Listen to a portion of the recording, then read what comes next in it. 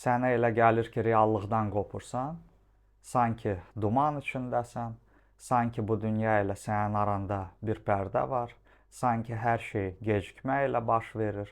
Bu hiss səni qorxudur, amma bir şeyi bil.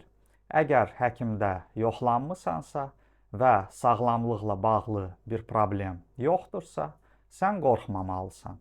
Sən dəli olmursan və dəli ola bilməzsən.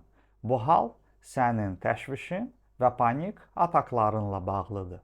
Fikir ver, qorxu və təşviş artdıqca derealizasiya da artır. Sən sakit olanda azalır və ya ümumiyyətlə yox olur. Bu nə deməkdir?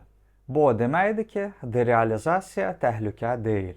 Bu, beynin stressdən qorunma mexanizmidir.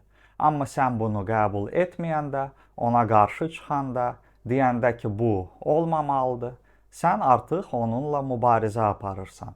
Və bu mübarizə stressi daha da artırır, təşvişi artırır, qorxunu artırır. Derealizasiya zamanı özünə bunu de.